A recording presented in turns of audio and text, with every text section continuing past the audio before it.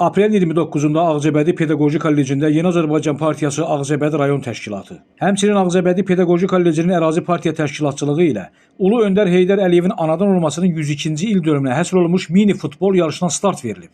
Yarış iştirakçıları əvvəlcə kollecin foyesində yerləşən ümumilli lider Heydər Əliyevin büstünü ziyarət edərək önünə çiçək dəstələri düzüblər. Sonra kollecin idman meydançasında yarışın açılış mərasimi keçirilib. Tədris ocağının fiziki tərbiyə rəhbəri Səbuhi Atakişiyev yarış iştirakçılarını salamladıqdan sonra Azərbaycan Respublikasının dövlət himni səsləndirilib.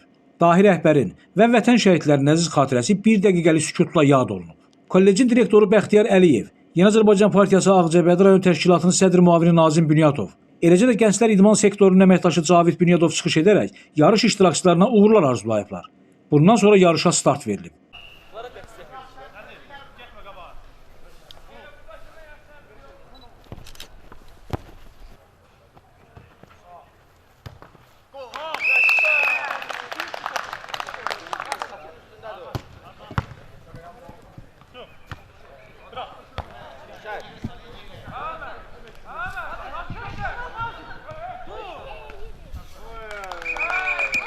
Qeyd edək ki, ondan çox komandanın qatıldığı mini futbol yarışı bir neçə gün davam edəcək.